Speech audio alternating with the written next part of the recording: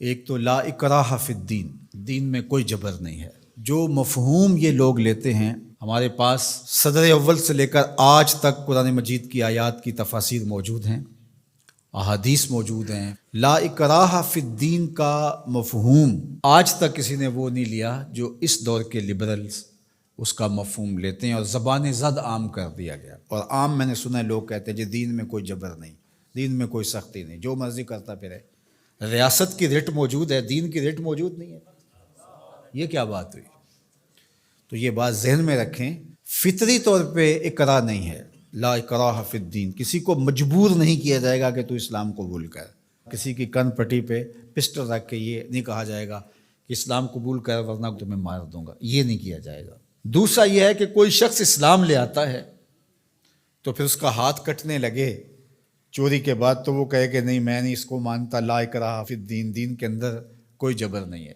بدکاری کے اوپر اس کو سنگسار کیا جانے لگے تو وہ کہے لا اکراہ فی الدین۔ جب مال آئے گا تو زکوٰۃ اس کو دینا پڑے گی، اور اگر انکار کرتا ہے ریاست کی ذمہ داریوں میں شامل ہے کہ اس سے زکوٰۃ لے۔ حضرت ابو بکر رضی اللہ تعالیٰ عنہ نے فرمایا لو منعونی اقالا لقاتلتہم علی منعہ، فرمایا اگر ایک رسی کھجور کی جو نکیل کے طور پہ اونٹ کے ناک میں ڈالی جاتی ہے، اگر اس کے دینے کا بھی انکار کرتے ہیں تو کہا ابو بکر آرام سے نہیں بیٹھے گا جب تک وہ رسی وصول نہیں کر لیتا۔ تو آپ کہیں گے دین میں جبر کوئی نہیں، تو رسول اللہ سے دین آپ نے سیکھا تھا یا ابو بکر صدیق نے سیکھا تھا؟ حضور کی صحبت میں بیٹھ کے دین کس نے سیکھا تھا؟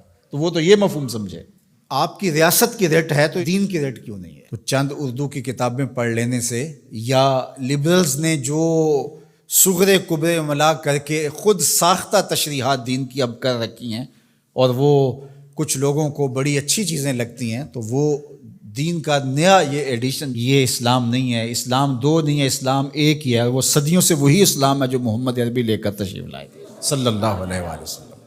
تو ایک بات یہ ذہن میں رکھیے گا۔ اور دوسری بات جو اس ججمنٹ میں لکھی گئی، فیصلے میں، وہ قرآن مجید کی تحریف کی گئی تھی اور وہ محرف نسخے تقسیم کیے گئے تھے، یہ سارا فیصلہ جس پہ ہوا ہے، اور 5,000 روپے کے اسٹامپ کے اوپر ضمانت دے دی گئی۔ ساتھ یہ لکھا گیا کہ قرآن کی حفاظت تو اللہ نے اپنے ذمہ کرم پہ لی ہے۔ اچھا، وہ جو بونے لوگ ہیں نا، وہ کہتے ہیں لو تم بات کرتے ہو، انہوں نے 2 آیتیں لکھی ہیں۔ میں نے کہا دونوں لکھی اور دونوں کا مفہوم اپنی مرضی سے قرآن کی تعبیر سے ہٹ کے لکھا۔ آیت لکھی انا نحن نزلنا الذکر و انا لہ لحافظون، اس کو ضمانت دے دی جس نے جو ہے وہ قرآن مجید کا مفہوم بدل کے کتاب چھاپی۔ پہلے تو میں پوچھتا ہوں آپ سے کہ اگر پاکستان کے دستور کو کوئی اپنی مرضی سے چھاپ دے تو کیا آپ چھاپنے دو گے؟ آپ اجازت دو گے؟ کوئی بات نہیں، اپنی مرضی سے، اس کو آزادی اظہار کا اتنا حق تو ہونا چاہیے۔ چند لوگوں نے سر جوڑ کے جو قانون وضع کیا ہے اس کو اس ملک کا کوئی شہری اپنی مرضی سے تبدیل نہیں کر سکتا، اور اگر کرے گا تو قابل مواخذہ جرم ہوگا، تو رب کے قرآن کو کوئی اپنی مرضی سے کیسے تبدیل کر سکتا؟ اور پھر یہ کہا جائے کہ اللہ نے قرآن کی حفاظت اپنے ذمہ لی ہے، آپ خام خواہ کی ٹینشن کیوں لے رہے ہیں؟ میاں اگر یہی بات ہے، اس کا انکار نہیں کہ اللہ نے قرآن کی حفاظت اپنے ذمہ کرم پہ لی ہے، لیکن اس مفہوم کو نہیں لوگ سمجھ پائے کہ جو اللہ کی ذمہ داری ہوتی ہے اس کے ظاہری نظام کیا ہوتے ہیں۔ اللہ تعالیٰ نے قرآن مجید کی حفاظت اپنے ذمہ لی نا، لیکن جب لوگ مختلف قراتوں کی طرف جانے لگے تو سب سے پہلی فکر کس کو ہوئی؟ حضرت صدیق اکبر، حضرت عمر، حضرت عثمان غنی رضی اللہ تعالیٰ، انہوں نے قرآن جمع کیا نا۔ تو کیا یہ آیت انہوں نے نہیں پڑھی تھی؟ تو جب لوگوں نے آ کے کہا کہ معاملہ خراب ہوتا جا رہا ہے تو قرآن کو جمع کیا جائے تو یہ بھی آیت پڑھ دیتے، انا نحن نزلنا الذکر و انا لہ لحافظون، اور بات ختم ہو جاتی، اور یہ اتنا کچھ نہ کرتے۔ لیکن وہ جانتے تھے اس نے حفاظت اپنے ذمہ کرم پہ لی ہے اور ڈیوٹیاں ہماری بھی لگائی۔ تو اللہ تعالیٰ جل شانہ کا نظام ہے، اور اس نظام کی ظاہری تنفیذ کے لیے ہوگا کچھ نہیں قرآن مجید کو، لیکن ہمارا امتحان ہے کہ تم نے کیا کیا۔ اور یہ آیت لکھ کر کے ایک اعلیٰ عدالت کے جج کے فہم اور دانش اور ان کی عقل اور ان کے دراک کو داد دینے کو جی چاہتا ہے۔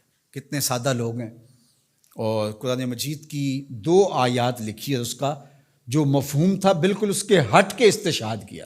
اور ختم نبوت کا مسئلہ کوئی عام مسئلہ نہیں ہے، اس لیے ہمارے ذمہ داران کو سوچنا چاہیے، اس وقت ملک میں جو سیاسی عدم استحکام ہے، معاشی بحرانوں میں ہم دبے ہوئے ہیں، تمہاری عدالتوں پہ پہلے کس کو اعتبار ہے؟ ذرا آ کے مخلوق میں بیٹھ کے ان کی باتیں تو سنو، تمہارے بارے میں یہ سوچتے کیا ہیں؟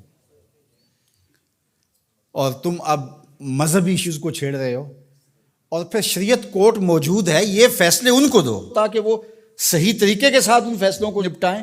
ہر چیز اپنے ذمے لے لینا اور پھر تماشا بن جانا جس طرف ملک کو لے جایا جا رہا ہے۔ کچھ لوگ تو یہ کہہ رہے ہیں کہ کچھ عالمی سازشوں کے ڈانڈے اس سے ملتے ہیں۔ میں سمجھتا ہوں کہ عالمی دسیسہ کاروں کو کچھ کرنے کی ضرورت ہی نہیں ہوتی ہے، ہماری حماقتیں ہی کافی ہیں ان چیزوں کو کرنے کے لیے۔ تو اللہ تعالیٰ جل شانہ حفاظت فرمائے اور اس وطن کی خیر فرمائے۔